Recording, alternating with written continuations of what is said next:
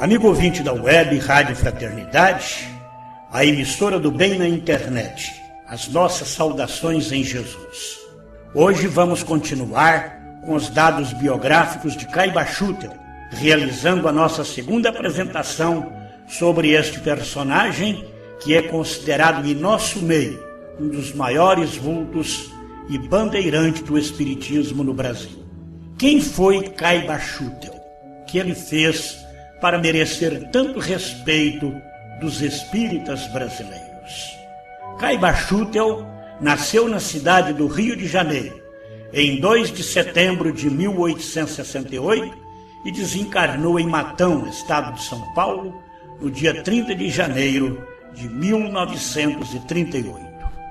No dealbar do século XX, quando eram ensaiados os primeiros passos no grandioso programa de divulgação do Espiritismo, e quando a doutrina dos Espíritos era vista como uma novidade que vinha abalar os conceitos até então prevalecentes sobre a imortalidade da alma e a comunicabilidade dos espíritos, dentre os pioneiros da época, surgiu um vulto que se destacou de forma inusitada, fazendo com que a difusão da nova doutrina tivesse uma penetração até então desconhecida. O nome desse ceareiro era Caibar de Souza Schutel, nome esse que se impôs em pouco tempo ao respeito e consideração de todos.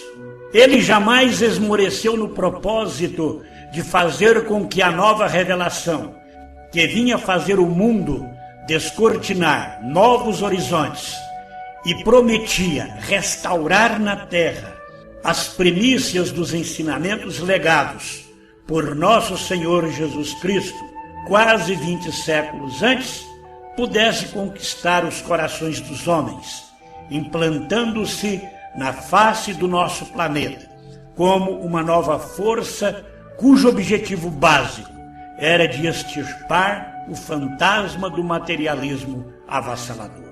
Biografar um vulto dessa estirpe não é fácil tarefa, uma vez que as suas atividades não conheciam limitações, nem eram bitoladas por conveniências de grupos ou de pessoas. Consequentemente, tudo aquilo que se disse sobre Caiba Schutel não passa de uma súmula muito apagada de uma vida cheia de lutas, de percalços e, sobretudo, de ardente idealismo. Registraremos, entretanto, alguns dados biográficos desse insigne batalhador espírita. Caiba Schutel, aos 9 anos de idade, ficava órfão de pai e 6 meses após de mãe. Seu avô, Dr. Henrique Schutel, interessou-se pela sua educação, matriculando-o no Colégio Nacional, depois Colégio Dom Pedro II, onde estudou durante 2 anos. Animado de novos propósitos, abandonou os estudos e a casa do avô, passando a trabalhar como prático em farmácia, o que fez com que, aos 17 anos de idade, já se tornasse respeitável profissional desse ramo. Nessa época, abandonou a antiga capital federal e rumou para o estado de São Paulo, onde se localizou primeiramente em Piracicaba e logo após em Araraquara e Matão. Esta última cidade era então um lugarejo muito singelo, com poucas casas e dependendo quase que exclusivamente do comércio de Araraquara, a cujo município pertencia.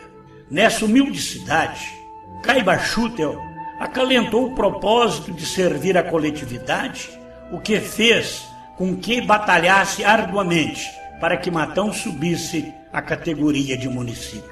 Conseguindo colimar esse desiderato, foi eleito seu primeiro prefeito. Homem dotado de ilibado caráter, de ampla visão e de grande humildade, conseguiu conquistar os corações de todos. Na política não enfrentava obstáculos.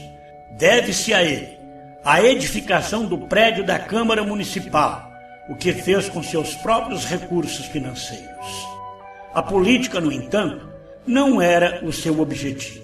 Por isso, tão logo ele teve a sua Estrada de Damasco, representada pela sua conversão ao espiritismo, abandonou esse campo, passando a dedicar-se inteiramente à nova doutrina. Conheceu o espiritismo através de Manuel Pereira do Prado, mais conhecido por Manuel Calisto, que na época era um dos poucos e mais destacados espíritas do lugar. Embora não sendo profundo conhecedor dos princípios básicos da codificação kardeciana, Manuel Calisto conseguiu impressionar o futuro apóstolo com uma mensagem mediúnica de elevado cunho espiritual recebida por seu intermédio. Em seguida a esse episódio, Caiba Schutel integrou-se no conhecimento das obras fundamentais da doutrina espírita e tão logo se sentiu compenetrado daquilo que ela ensina, fundou, no dia 15 de julho de 1904, o primeiro núcleo espírita da cidade e da zona, denominando-o Centro Espírita Amantes da Pobreza.